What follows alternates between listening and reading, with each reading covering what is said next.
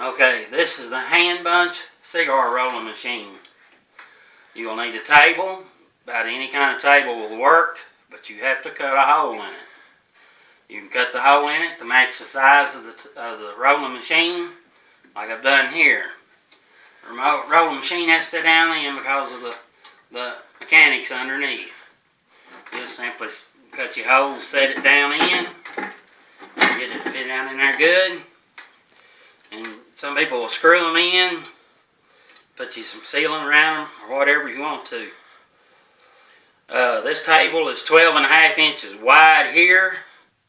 It's an extra wide rolling surface. And I'm going to show you how to roll a cigar. First this is just plain Burley. From Burley I'm stripping on the strip room table here. And this is long filler. You just tire it till you get the size bunch you think you want. You set your gauge by here. You loosen this one and tighten this one. Tightens and loosens the mat for the size cigar.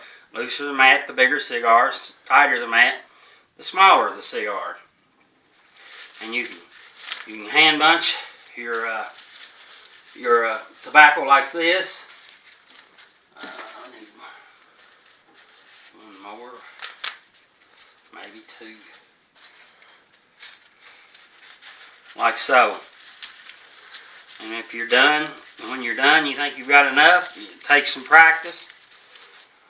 Put another one in there. It'll take some practice. You simply put it in the machine.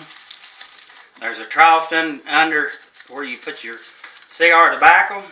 There's a trough underneath of the mat that you lay it in that helps cup it.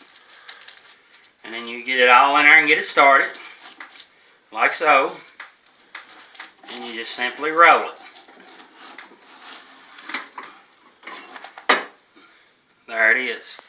Sometimes I'll put mine back in and lay the tip out like so, and to roll that tip real good. And after you get it out to the end, work it back and forth, smooth her down some more. Off at the end, there's your cigar. Put it in your cutter, however you figure your length is that you want it. There's your cigar. You can put it in the cigar mold for later to put your wrapper on. Now that looks pretty good. I mean, that's just plain Burley out of the barn. I'm using it for practices. An example. You can see the end of it. It'll firm up more as it cures on, as it dries out a little bit more. Now the thing about this machine is you can take tobacco like this. That's just pieces. And you say you got a lot of pieces, little old pieces, like so. Everybody has scrap. Everybody has scrap. You could take your pieces, take you another binder. As soon as I get my binder loose here. This is just Burley, using it as an example. And I'll put it on the machine. Veins up. The veins up. You can see it right here. See, I've got a lot of scrap. I just put the scrap in here like so. And even it out. Just even your scrap out. This is the Burley leaf. That's some of the red tip. Good and dark. After it ages, it makes a good cigar filler. You can use about anything for a binder, so long as you like it. You can tire this one up. You can tire this one up in little pieces too, like so. I'll run my scrap. You can fill your scrap down in there. You can say I need a little more in the middle, maybe right here, right there. Maybe a little bit toward the end. And then I want to roll it. Just put it like so. I think I twisted my hand a little bit.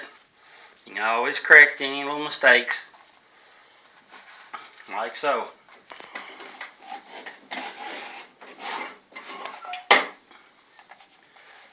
There it is. Trying to work too fast. Should add a little more filler in it than I did. There's your cigar. Put it in the cutter. Cut it. Then recycle your scraps again. There's your cigar. Now when you put the wrapper on it, it will look a whole lot smoother, and that's just a binder. And it could have used a little more scrap in it for a little firmer feel. But other than that, the roll scrap just fine, and I burnt. The ones I burnt just fine. And this table is 4 foot to 2 foot. Got plenty of work area. You can build one of those out of plywood from Lowe's, Home Depot. Oh, probably $30.